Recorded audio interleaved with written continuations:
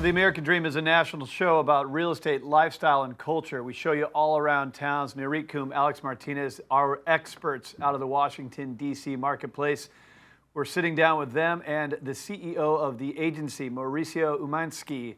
And we're going to talk a little bit about coast-to-coast market. Now, we can tell, Mauricio, that you are on the West Coast because of the sun that is showing there. I got a little bit going on behind me here. I know the East Coast is a little colder these days, but let's talk about the real estate market and how things are going. Last time we had you guys in, you gave us an update. So let's start there. Nurit, how are things going today? The American dream of home ownership is still very, very strong here, right, in DC. So we have many, many buyers. Supply of inventory is very, very low. We have less than 1 month of inventory of homes. That means how long it takes for houses to sell. Just to put perspective, in 2008, we had 14 months of supply. So we are down a lot. And from last year, we're down 44% in listings.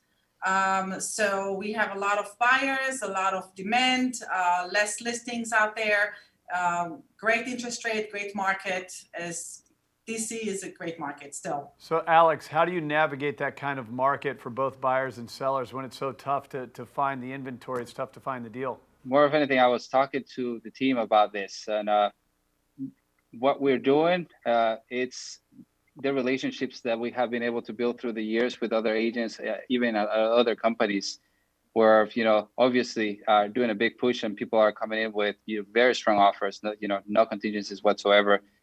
But it's kind of like the Wild West, if you would say that, because a lot of folks are waiving their contingencies and everything. But more of anything, it comes down to the relationship aspect of it. We are well known within the industry, and people respect us because of that. So that they know that eventually they're going to be on the other side. So they always try to work with us.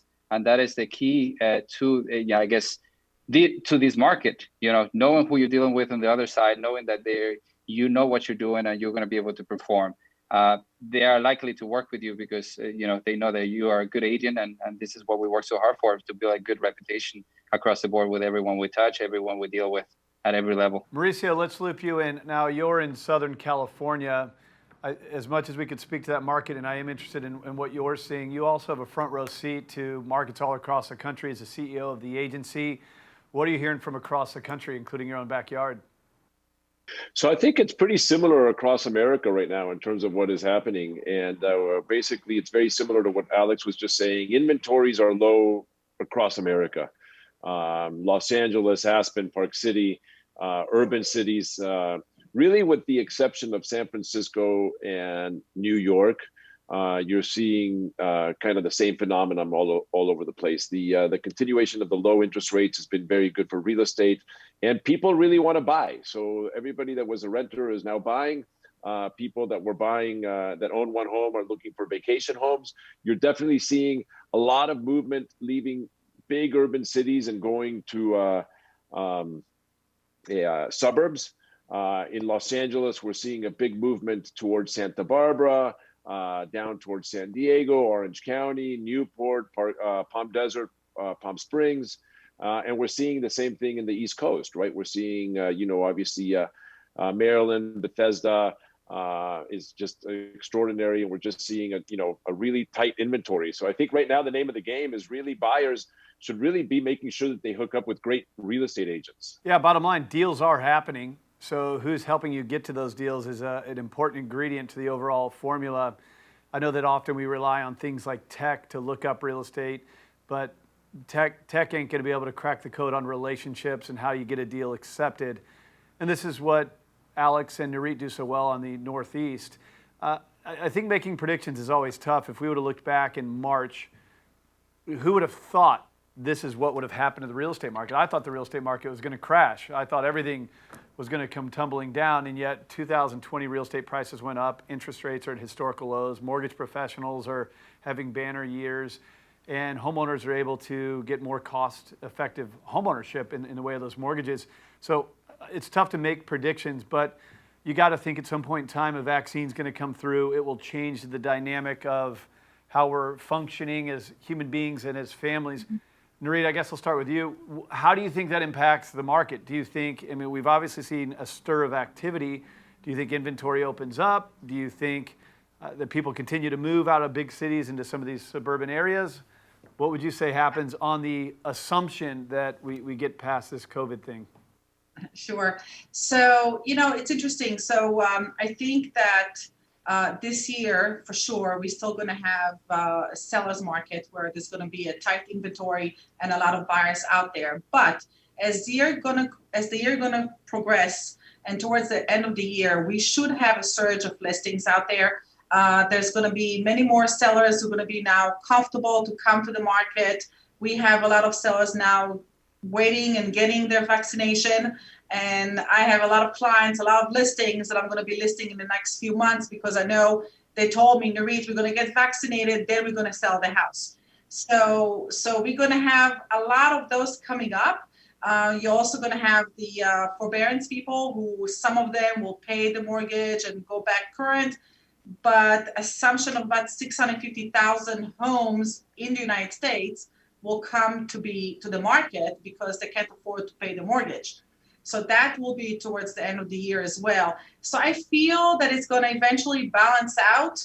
Although I think that as last year in Washington Metropolitan, we have 10.4% price increase, which is a lot.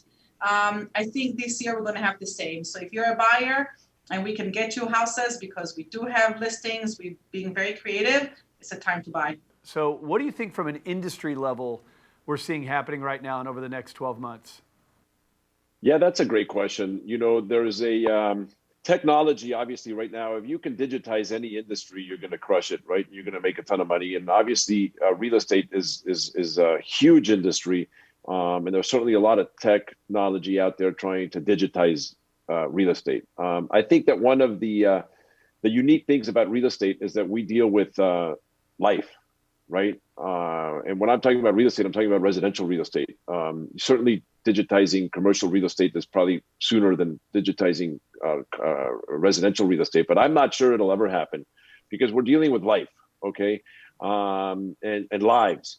And everybody lives a different life. And it's not so much about the art of the deal, but it's rather about, the art and the consultation of what suits somebody different, right? Do you like, what kind of son do you like? Do you have kids that play football? Do you have kids that play soccer? Do you have, are schools important to you?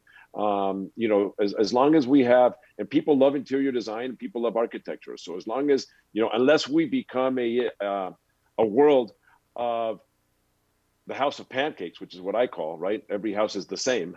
Then you can digitize residential real estate. My parents still live in the house I was raised in, and you brought up a good Well, there you point. go. Yeah, there's the financial side, right? Equity growth, tax advantages, the investment of real estate.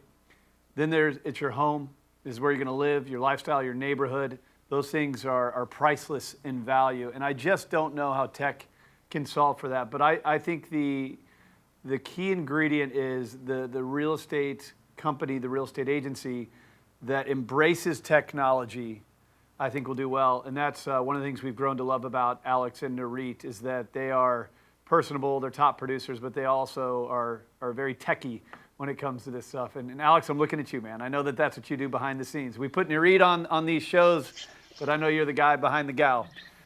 Absolutely. So you said it right, Craig, sincerely. I think that is the reason why we complement so well. Technology, great. I'm all about technology. Nurit can tell you all about it, but let's not forget the emotional component that goes into buying and selling. Yeah, and negotiating a good deal. Leave it to the gal from Israel, who is a grinder on deals. I know that she is, and I know your team has spoken very proudly of her ability to negotiate a good deal. All right, all of you, thank you so much for coming on the show, sharing some great information for us about the real estate market. Alex and Nurit, love what you're showing us in that market, the lifestyles, the neighborhoods, the culture. That's what this thing's all about. Appreciate you guys coming on the show. And more of the American Dream coming up next.